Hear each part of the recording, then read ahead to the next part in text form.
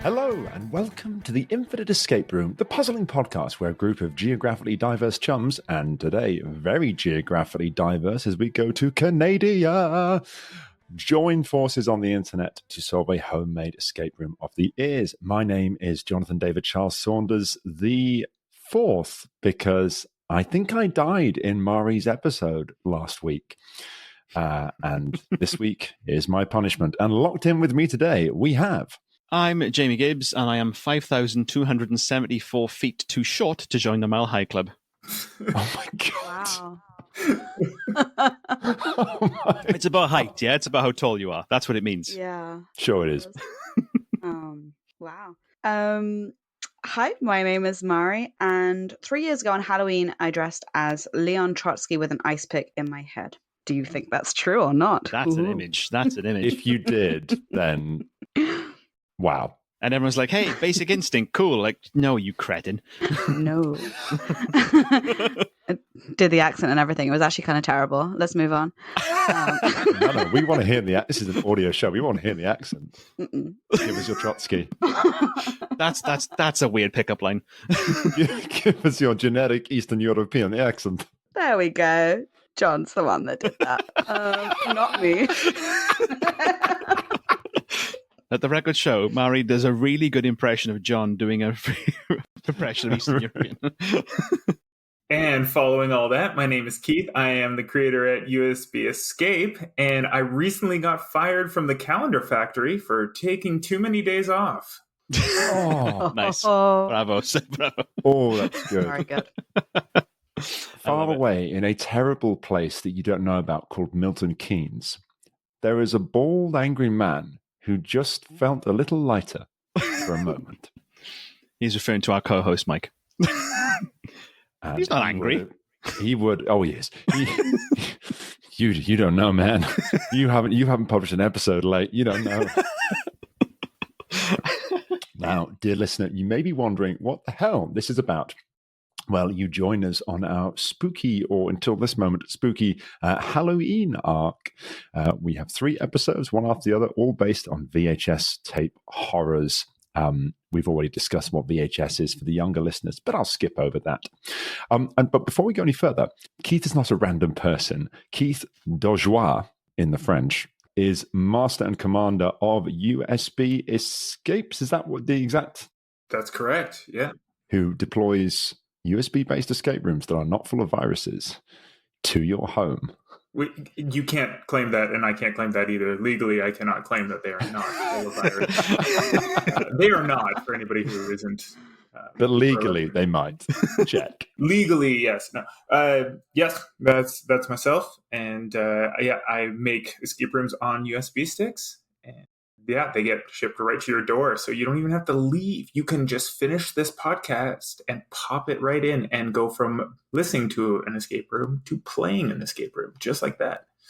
Amazing.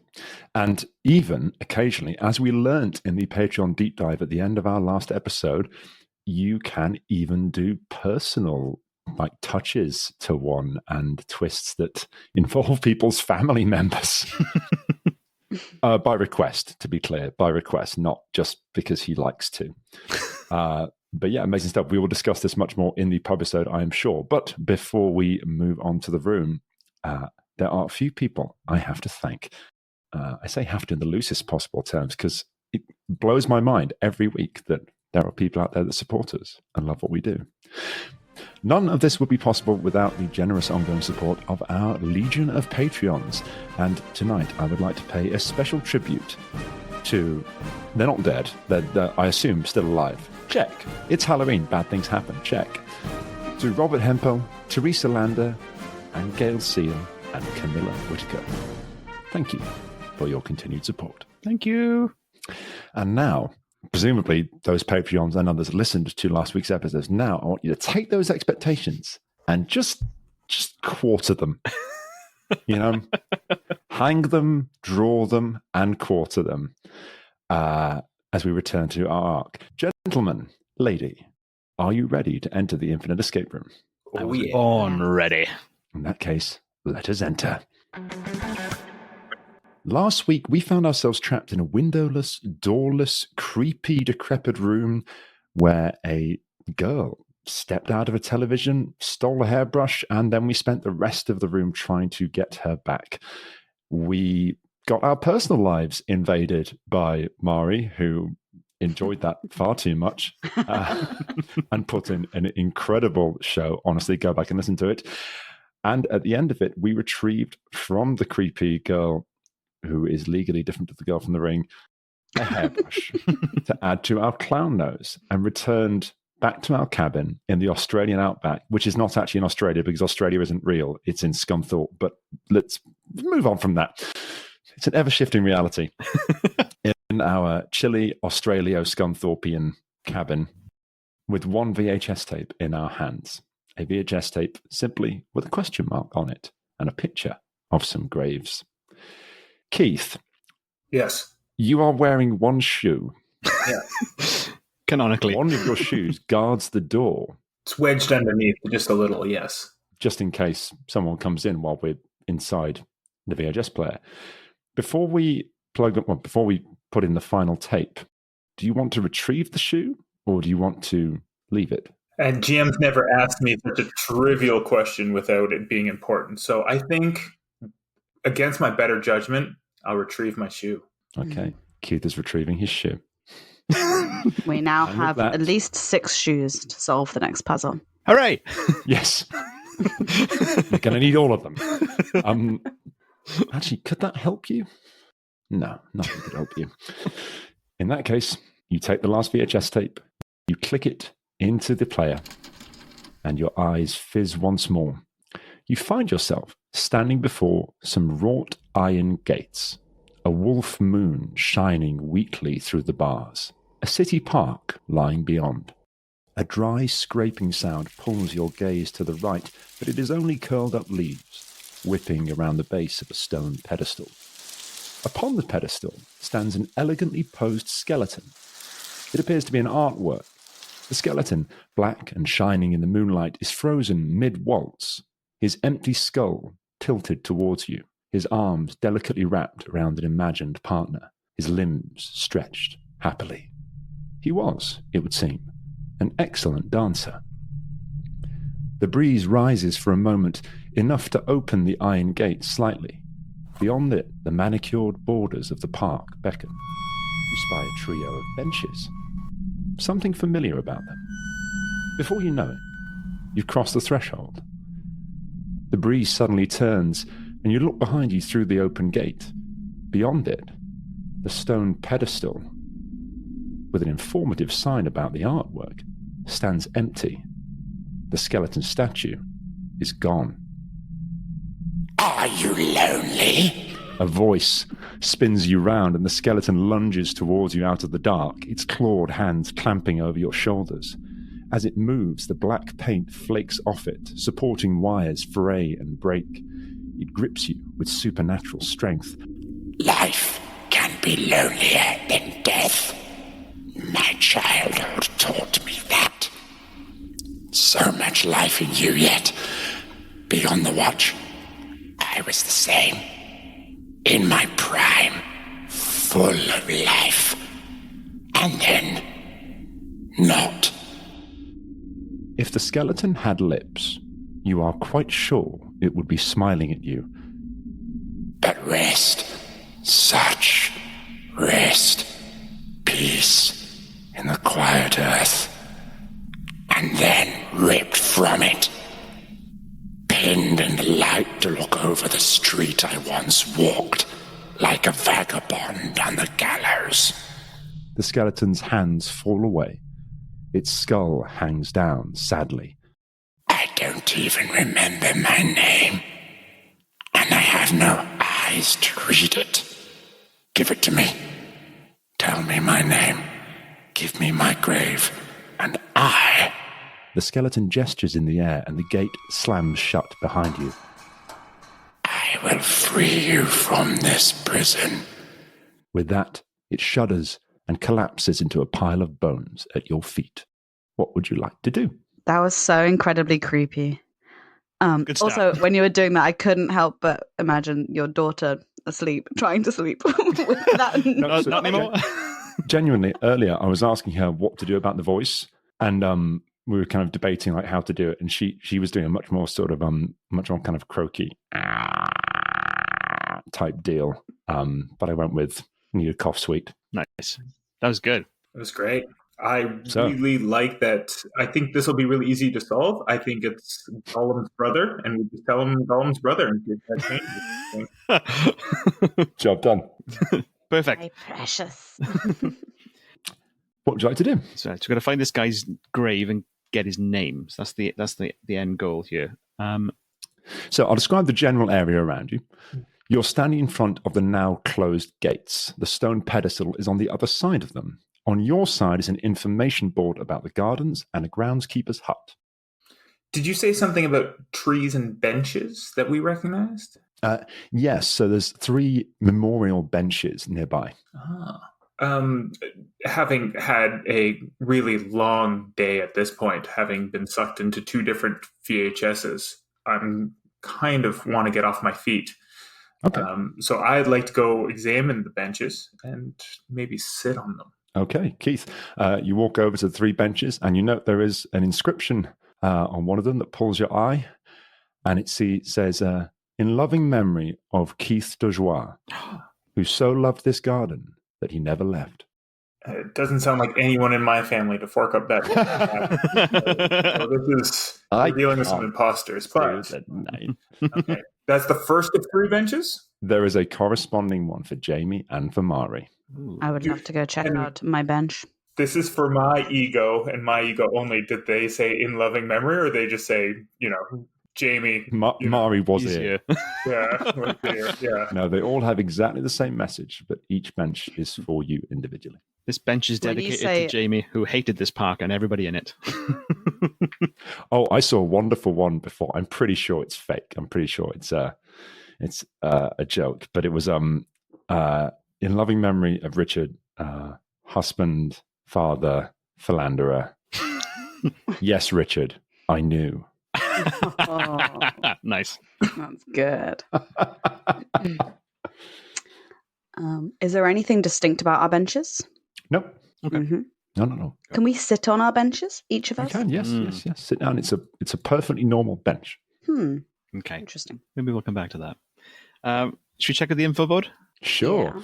While you're doing that, I'll tell you that the Mairi was here comment was funny because when I was at school, I created this I can't even remember what it was. It's like Scary Gary or something. And I graffitied everywhere Scary Gary was here with a little drawing. And it became like everyone would go crazy and no one knew it was me because I was so good. I was so quiet and meek and never got in trouble. And it was me going around and putting Scary Gary. And then in the big yearbook as well, everyone was like, we still never figured out who Scary Gary was. And it was me the whole time. Well, here it is. This is the admission. This is the end of the Netflix documentary.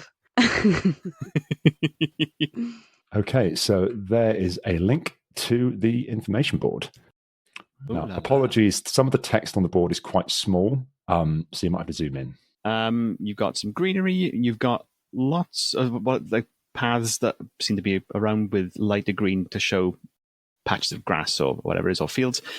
There's lots of circles dotted around the entire map, sort of not filled in circles, but you can see the outline. Some of them are interlocking, some of them are bigger, some of them are smaller. There's also a line of yellow dots running across part of the map. We are in the top left corner of the map. There's a little bit saying you are here. There's a little orange browny rectangle, which I presume is the groundskeeper's hut. Mm-hmm. And then there's a bit of text about the park as well, which says... Would you like to read it? Yes. Yeah. It says, St. George's Gardens was one of the very first burial grounds to be established away from a church. The land was bought in 1713 to serve the parishioners of 2 churches, St. George the Martyr of Queen Square and St. George Bloomsbury. The plot was divided in 2 by a wall, now marked by stepping stones, demarcating the 2 parishes.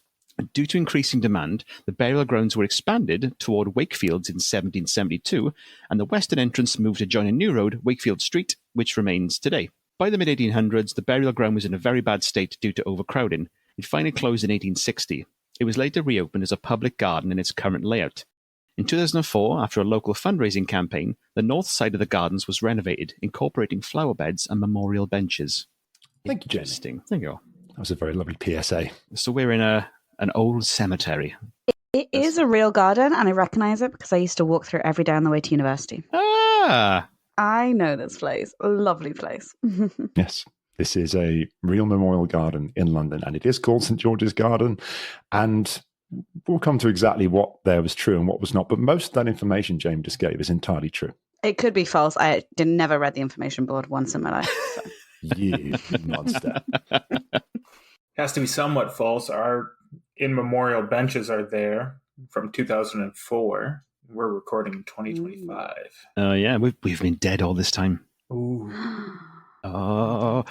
So, not that I don't think we should be investigating this board in finite detail, but there is also a hut next door to the board. Correct. I'd like to go see if that's something I can go into. Lovely. So the groundskeeper's hut is a simple hut with a padlock door. The padlock is a 4-digit combination lock. Obviously, got to try the most obvious, the 1713, to see if it's the very first name. That is correct. Hey. The padlock opens. Inside the hut, you find a mini digger and a couple of discarded fragments of gravestone. The keys to the mini digger are in the ignition. We can go digging. Go dig in. Can we so turn the digger on, see if it works with the keys? I assume that's what. Like, There's something in here with us, guys. Whoever there is, they're playing dubstep. Run away. Some kind of weird monster. All right, cool. So we got a working digger that we can. Oh, I wonder if the semicircles on this map are burial plots. Well, we also, if semicircle. we're going to be looking circles. after this, we have to be looking at the time period in which the skeleton was buried.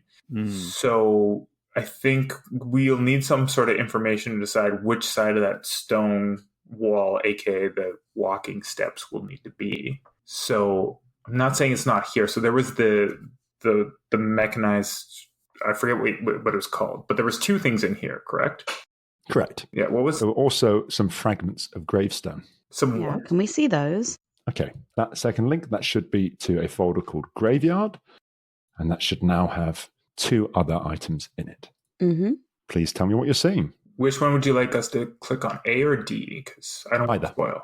No, I'm only going to put things in here at all once you're ready for them. So whatever is in here, you can view. I'll read A. It is literally a grave fragment, and we can see partial letters. It says, "Here Alpho lieth the body of ARN, who fought blank, and then blank, and then here Alpho lieth the body blank, died second." And that's all we can see. There is the other half missing. With that alpha, is that like the long S that they used to do it back in the It old is days? indeed. So it's also rather than. I said what I said. I stand by it. Just checking because it could be a sneaky. Yes, no, this is the in the cursive script of old gravestones in which the old Middle English F is an S. So that is Okay, readable, so in the previous weeks, although I might be on the border of being too young to remember VHSs, I'm definitely too young to remember whatever that thing you just explained maybe to you us. should have stopped in this gardens when you walked through it on your way to classes and take a look at this stuff. There were no gravestones, and it was not relevant to my degree. There are. Oh, are there? gravestones. Yeah, there's loads of them. Oh yeah. Look, I was 18. I had other things on my mind. Nice. Keith, do you want to read the second one? Most of it's cut off, but I can get lore, LOR, who, and then DEP, and then it's cut off. But underneath that, it says Taylor. So I'm thinking the lore at the top might have been Taylor. Could be wrong. But it's the bottom part says Taylor, only surviving heir of the above. And then below that, it says May 17th, 1800, aged 45 years. Okay. So... For the record, these 2 pieces we just read out don't appear to connect with each other. Oh no. So I think they're from different gravestones. Good spot. Okay. Are there any more fragments in there, or was it just those 2? Nope, that's it. Interesting. So because somebody called Taylor, and that other one, that could be Arnold, maybe, but that's Hey, Arnold. possibly a reach. Right, what else have we got then?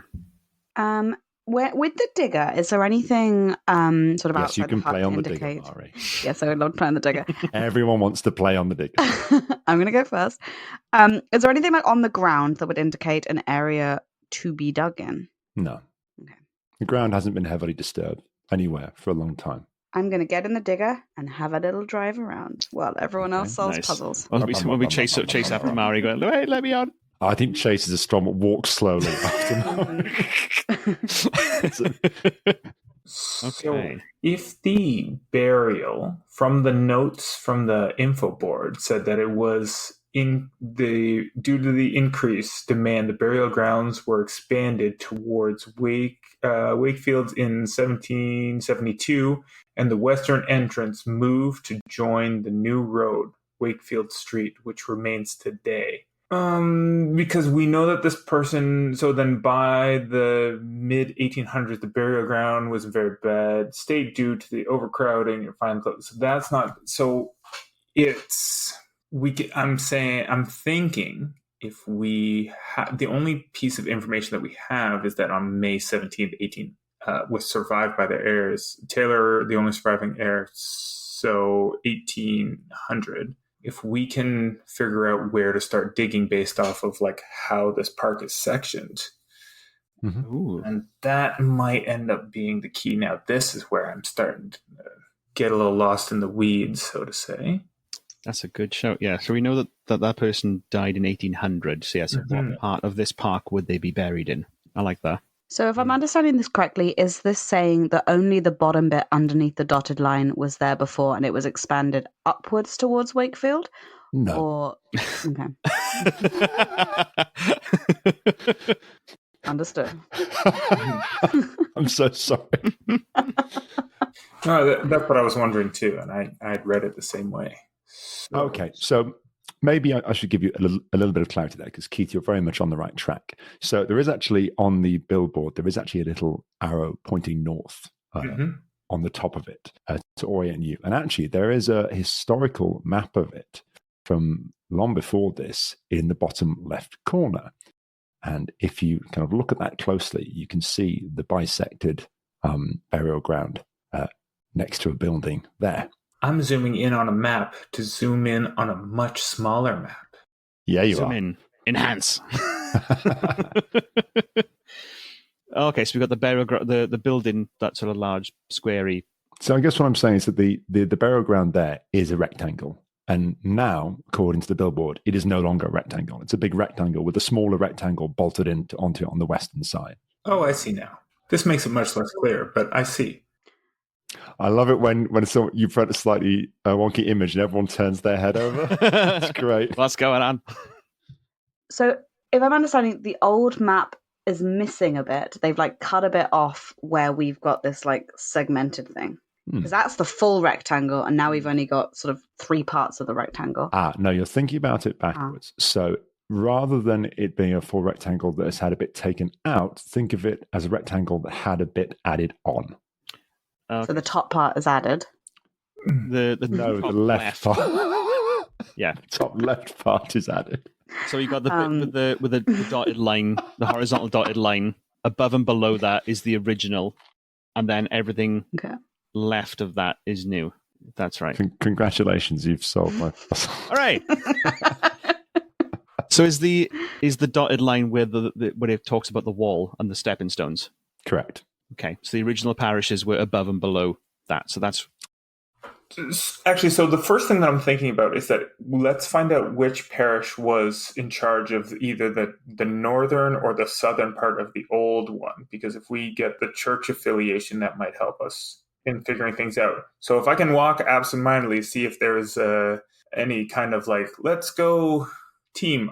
So I'm looking specifically for anybody who's got a gravestone that's like, oh, I'm a super big fan of St. George the Martyr or Queen Square, or Queen Square. Wow, these are long names. Bloomsbury till I die, anything like that. Right on there. That's such a wonderfully, and you'll have to forgive me here, but American view on how graveyards work. The grave going, Queensbury forever.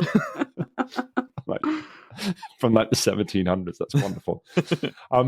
Okay, this wasn't quite the way I wanted you to go about that, but I will take it. So let's say you find some old disheveled graves on the northern side that denote it being part of Queensberry, and the southern side noting it being part of St. George the Martyr. Queensberry for life, and the 4 is a number 4. Yep, absolutely. Rather than being stuck, Jamie, what church do you think you would have attended? Oh, I think I would have probably gone for Queensberry. Ugh. St. George the Martyr is just a little bit too English for my Welsh tastes. No. Here we go. I'm a martyr fan for life. Yeah. Would you say that you're a martyr till you die? Back tattoo that is just all saints with the word martyr written in text. To be honest, Keith, in the current political moment, daubing yourself in St. George would not be that out of character. Oh yeah, did you realize I'm talking about stuff I do not know about historical places? Does align yourself with a certain subset of British culture. You apologize to anybody. Also, anybody who was listening to the last episode and found out that there's a good chance you can track me down real easy. I don't mean anything by it. I don't have any affiliation to any church. Those foreigners coming over here taking our podcasts. Wait, by foreigners, do you mean the Welsh? No, you're not a country. You're a province. Back in your box. Oh no. Let's move on. We've had it for 2,000 years. It's okay. Bloody Romans started it.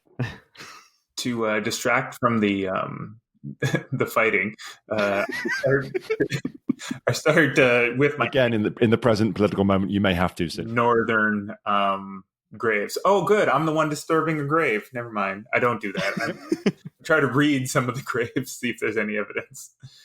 Nothing major. The ones you find are all super old, and there's kind of nothing on them. I've decided to not dig up any graves today, even if that's how we progress. Yeah. Can we take the fragments of the graves we got from the groundskeeper's hut and see if we can find the match based on the shape of what's missing on a grave that exists in that park? Can you just be a bit more specific about what you're doing? So let's say we want to take the fragment of here also lies the body of Anne. Take that fragment, or at least memorize the shape of that, and then try to find its counterpart that would match that, slot into that shape elsewhere in the park on the graves that are there. No, you can't see anything. Blast. But there's a chance I might have been close. I'm trying to read John's face for any experience. Okay. So, and the Western, because they were in the information book, it said due to the increased demand of the burial grounds, it was expanded towards Wakefield in 1772, and the Western entrance moved to join the new road, Wakefield Street, which remains today. So we should be looking at the top left-hand corner, if I'm not mistaken. Where it says you are here. Yeah, we're already in the area. Yeah. That is where you are. Mm-hmm. Nice. Yeah, so that actually, because if this guy was buried in 1800, it would be in this newer section of the burial ground. Past 1772, which is 1800s. Yes. So it's somewhere within these. I mean, if we look around the park and we go to the point where we see some of these interlocking circles, what's there in the park? They're trees. Are they trees? Okay. A tree is unlikely to be buried on top of a grave. So I think that rules out a tree zone. What about if we just start digging and try and identify half submerged gravestones and bones and shit we find? Let's go grave Robin. I haven't looked at the pedestal at all either. No, you haven't. Would you like to look at the pedestal, Keith? That would be nice. Rather than randomly digging up somebody's family's walking by for a late night stroll, and we just start digging up their family's thing, be like, it might Thank be here. Goodness. Thank goodness for the Canadian sense of propriety. I thought we couldn't. That was too far away. But right, no. So I did say, and I shall repeat it. Actually, I said you are standing in front of the now closed gates. The stone pedestal is on the other side of them. On your side is an information board. And I mentioned briefly before that there was an informative sign about the artwork on the pedestal. Yes, you did. Damn it. That's okay. Would you like to know what the sign says? No, let's go on. Yeah. Tell me. Don't tell the rest of them. I'll keep it a secret. The sign on the pedestal says, "This avant-garde piece uses real bones from an unknown male, excavated accidentally during the renovation of the gardens. This provocative work invites us to consider our own relationship with mortality, undercutting its gravity with an elegant, joyous pose." So the We north side of the think this gardens. is Sorry. Our friend, the skeleton. Oh, we've got a copy of the text. Yeah, so that was where the skeleton was originally at the start of the adventure. Correct. So this is our guy. He was standing on the pedestal. So after it was renovated, so that's 2004, which was the north side of the gardens, incorporating flower beds and memorial benches. So Oh, should we dig under the memorial benches? Why did I give her the digger?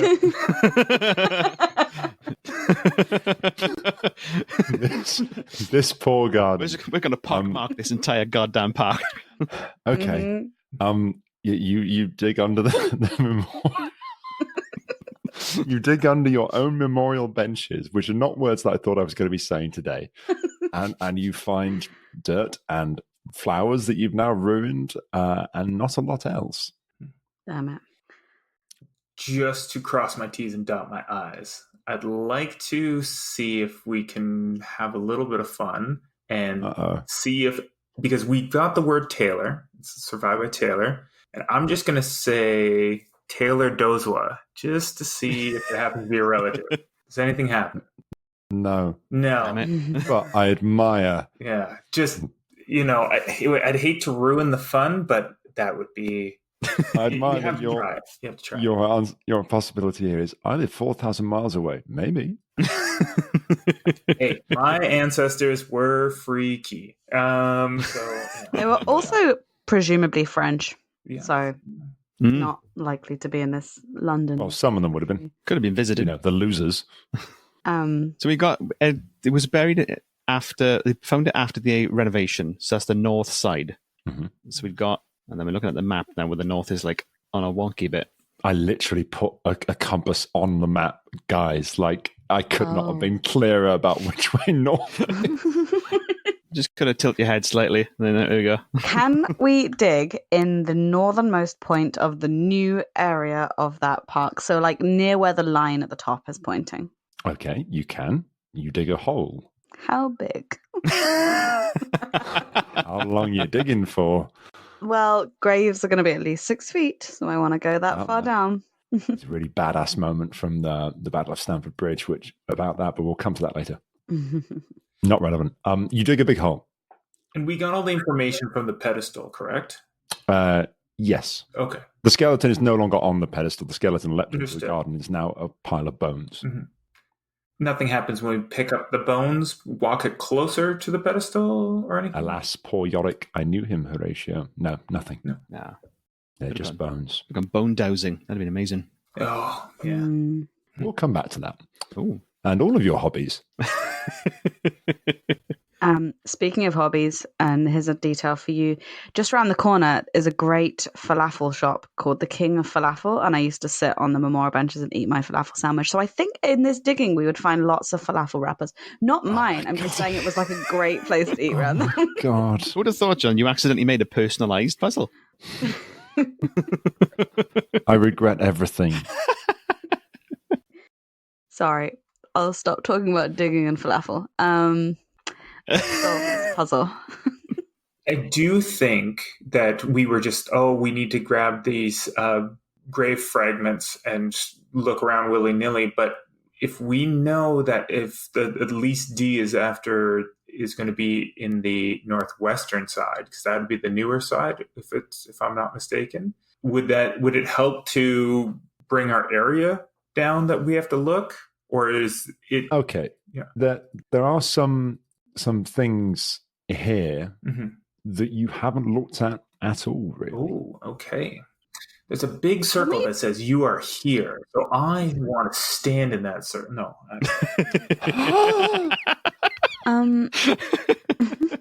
The stepping stones, are they physical, real stones we can go Yes. look at? Can we look at the stepping stones? They are. You can look at the stepping stones, and you find they are made up of fragments of graves. Woohoo. Nice. Just to update you as you're adding things, the King of Falafel is still going very strong. shout out to that Oh restaurant. my God, there's more than one King of Falafel. It's a name of like 50 of them. This one, the one on the corner of Tavistock Place and Hunter Street. It is so close to I these swear to gardens. God. So we have quite a few new gravestones on here. Gee, wow. Okay.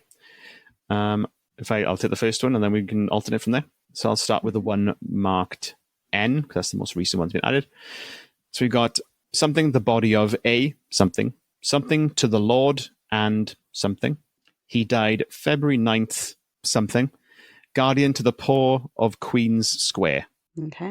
The next one, I think if we're going in when it was added, says it's number F and it's lieth inter, late with, she departed this. Here also lieth the bodies. Here also lieth, and then in quote marks, whoever is kind to the poor lends. And yeah, you can only see half of it. Now, once again, I do want to meta this and go, well, would he have started by doing the answer first and then adding everything in extra as red herrings? I don't know. But they are timestamped. Okay, but I don't know that because I'm in a graveyard and I'm fearing for my life. So what I read on the fragment S is here, blank.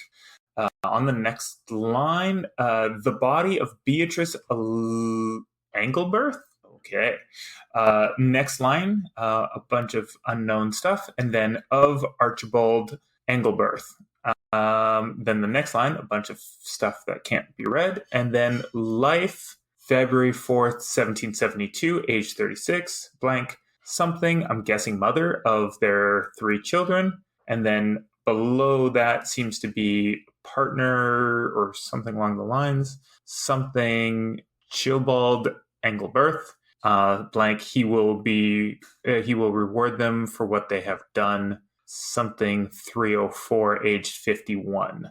So it may not be coming through to the listeners, so I'll just explain. Each of these images is a fragment of gravestone with big chunks missing. They're carved into a given shape, and that shape kind of defines what you can read. Imagine if you took a gravestone and broke it into 2, 3, or even 4 pieces, and that line of the break, yes, prevented you from reading the full inscription. Okay, before we move ahead and read everything, the notice on the piece was that it was during the excavation was accidentally renovated. And the one that I currently read has gone, let me pull it back up, was the wife, Beatrice, was in 1772. Now, this was a male, so it wouldn't be this one. Wouldn't be, I'm guessing, Archibald Engelberth. Age 51, he will be rewarded. He will reward them for what they've done. I'm saying we might be able to triangulate this a little bit. It looks like 1772 male is the most important thing. I'm also seeing, looking at some of these as well, is that we can piece some of them together, maybe all of them, but I've noticed that, where is it? So G, where it says, here lieth interred the body of blank. He departed this life on 12th of October. And it's got part of a name, Arnold Fletcher, maybe. That corresponds with A, where it says, here also lieth the body of Arno, which then goes on to Arnold Fletch in G. So we can piece these gravestones together to form a complete thing. I've got the old Photoshop out and I am giving it a go. I think we haven't found them all though, based on the numbering system. So I don't think this will yield all the results, but I will see what I can do. Nice. Would anyone like me to share my screen, or is that bad podcasting? No, share screen. We just discussed as we're going. Oh, lovely. So Mairi's just brought up a screen share of Photoshop where she's got all the fragments in individual layers, and it's going to make it easy for us to overlay them on top of each other. In theory. Oh shit. It would be good if I could use this. Given that in the kind of the world of this room, you guys have these pieces of stone in front of you and you're moving them around. If you can give me the ones that you think fit together, if they fit together, I will give you the completed one. Oh, cool. Amazing. Well, Just to These save you a two. little bit of software-based pain here. The one marked Q and the one with Edwin Fletcher fits together at the bottom. And I also think the one that starts Liath fits in that top corner. Does that make any sense to you? To me, Ooh. Yes. So those two are fine. I think. This one. So F fits with Ooh. with Oh, no. Q and L. F, Q, and L, please. I'm not sure if F fits with those two because the does it opening not? text talks about a woman, I think. Yeah, it talks about a woman first, whereas Damn it. Q talks about a man first. But I think the first two, So it's Yeah. not that one then. A and G, fit together as well. So that talks about someone called Arnold. yes, you're not correct about F and Q. You reckon A and G? A and G. Yes, they appear to fit together. Nice. Can we see the finished? That does not That give you a or- complete stone. Ah. What's the one that you connected to Q, Mairi? The one that I connected to Q is, I think, L. L and Q. Q. Yeah. Which incidentally, you're a terrible London freeholder. L and Q do appear to fit together. Nice. I don't know if we have.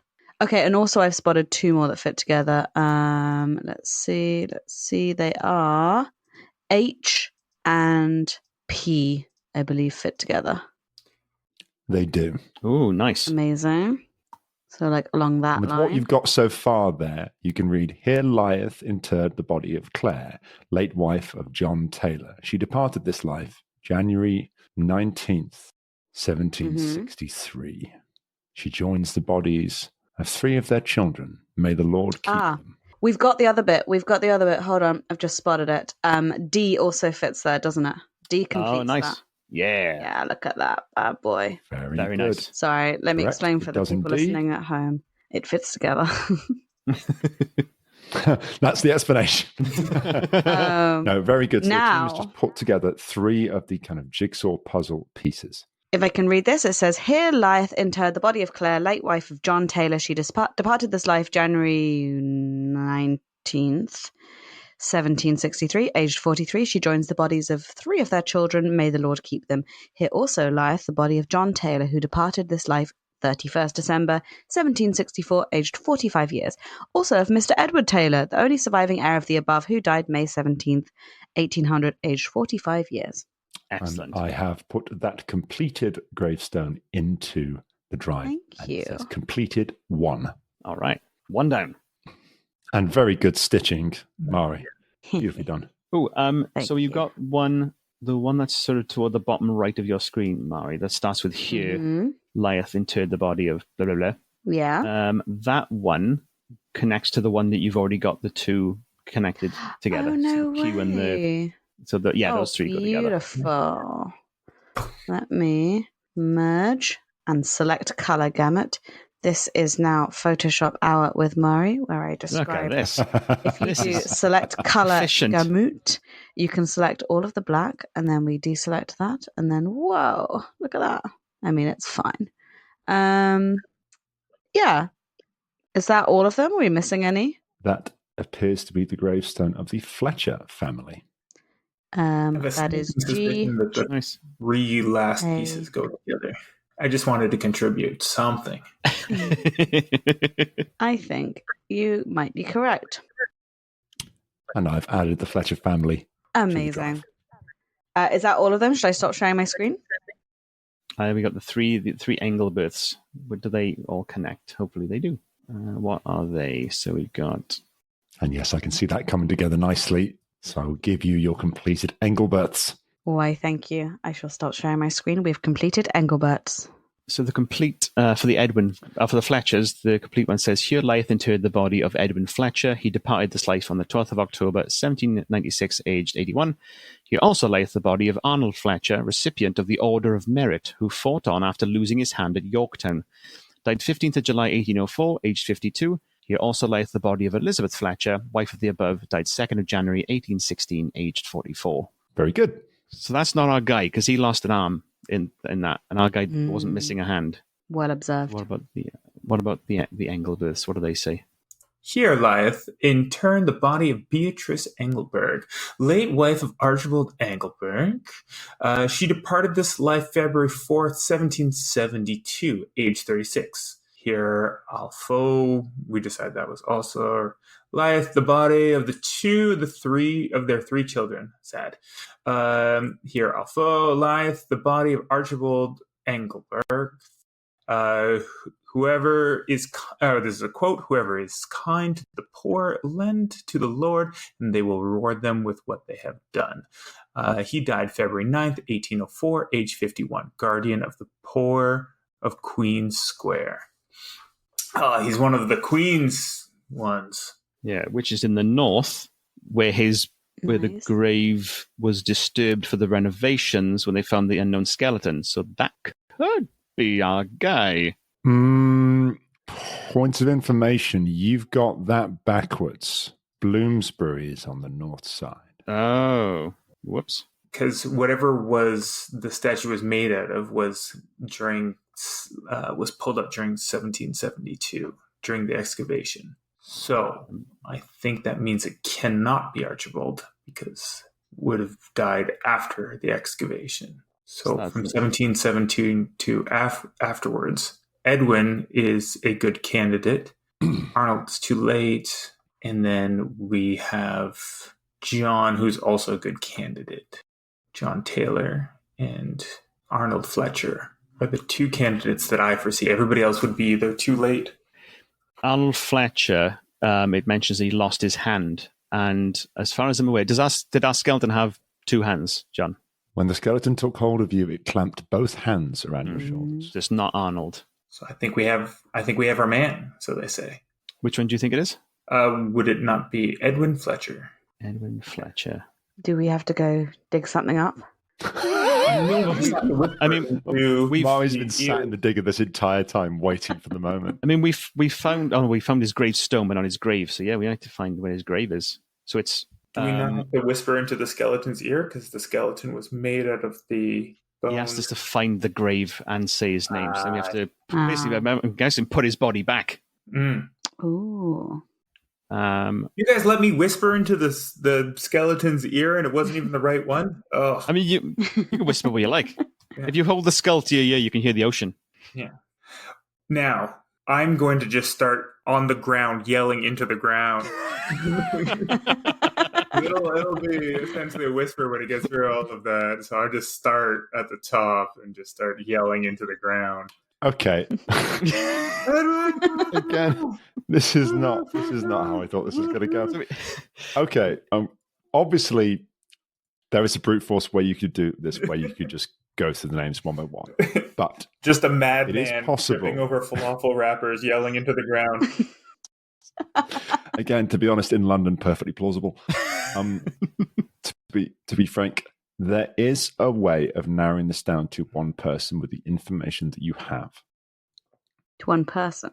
To a single person. There can, in the words of Highlander, only be one. Okay, so you said the Queen's Square is the southern side of the burial site, not the northern side. So correct. Archibald Engelbert was guardian to the poor of Queen's Square, which means that he was in the south, not the north. Our body was found in the north side, so it can't be Archibald. Can't be Arnold because he's got both of his hands. So then now it's down to Edwin Fletcher, John Taylor, and Edward Taylor. But is it about the age? Hadn't we already decided that?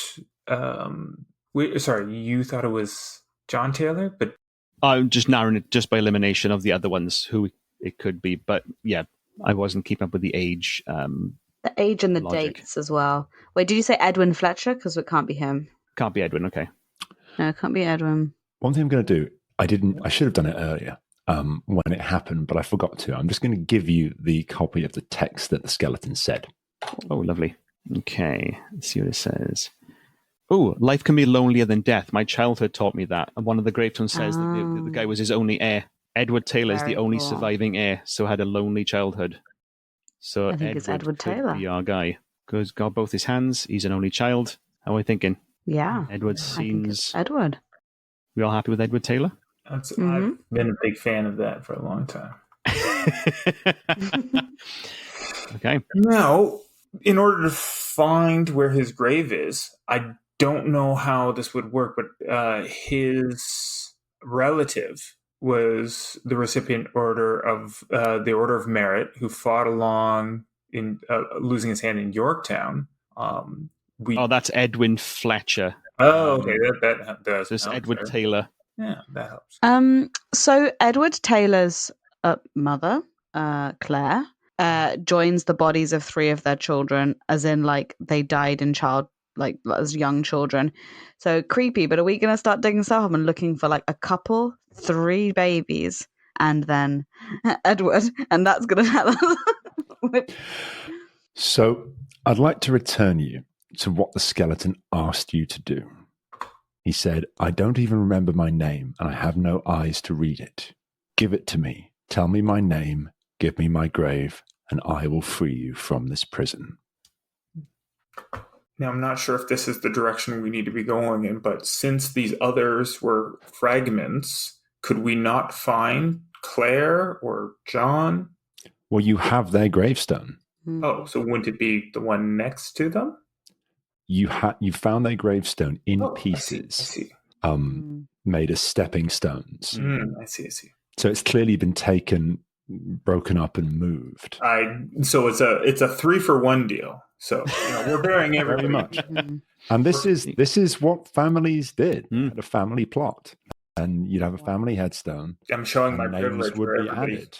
where everybody I know is buried just in their own grave. So yeah, but you've got like 50,000 square miles with nothing in it. The pedestal mentions that the skeleton was excavated accidentally when they renovated the gardens, and the information board says that they renovated the north side of the gardens in 2004. Correct. So presumably our grave site is on the north side of the gardens. Mm-hmm. So can we go there? You can. Your mini digger. Dig. Let's dig. You can. I'm assuming Mairi is digging. Oh yeah, absolutely. She won't let us in. Okay. Keeps kicking us off. Right. Taking turns on the mini digger, you make quick work of digging Edward Taylor's new grave with as much reverence as possible. What are you going to do? Gently inter the bones into the gravesite, and we collectively say his name. Would anyone like to say a few words? I didn't know Edward Taylor very well, but he seemed like a good man. Edward Taylor was a fantastic dancer. Your solemn, dignified thoughts are interrupted as the skull begins to laugh. You feel a sudden softening beneath your feet as the ground slips away, and you fall with Taylor's cackling bones into the land of the dead. Congratulations, you've solved my puzzle. Hey! Okay, well done, guys. You got there. That got hard in a way that I didn't think it was going to. But as is always the way, the easy things are hard and the hard things are easy. Quick reactions, and then I'll bring us out and we'll go to the Patreon deep dive. I love the storytelling. I love the voices. I love that it's actually steeped in like real history, and I can very much picture this place. And it was very time team, but that's a compliment. That was great. Yeah, ditto on the storytelling aspect of it. Like that intro as well to get us into it was really great. And I love the physically piecing together of the gravestones aspect of it as well. I got a little bit turned around on the map side of it, but once we got that, we connected the history and the orientation of where we were getting to and those gravestones, and it clicked together quite nicely. I love any type of puzzle that makes my brain work a little bit into overdrive. And this puzzle... I got that. You were like a detective early on. You're like, okay, so this is the north, and that was in the south, and this was in this year and that year. And you were doing all of the right things very, very quickly. Keith, you were zeroing in on the map and trying to kind of quadrant it and section it and going, well, it can't be there, so it must be in one of these other places. That was very much on display. Yeah. So after all this, I'm definitely going to lie down. But this was and have a spooky sleep. But no, I thought it was really good. And I'm not at all upset that I had to put on my extra pair of shoes and for this, and it didn't even come up. Well, I gave you the choice because we weren't going back to that cabin, whatever happens. So I'm like, if you want to leave your shoe there, buddy, it's fine, but I'm going to give you the option. Love it. Lovely. Okay, we will dive into the Patreons. No, we won't dive into the Patreons. That would be quite a weird, dark thing to do without their consent. So let's not. But we will give them a deep dive into this in a moment. Before that,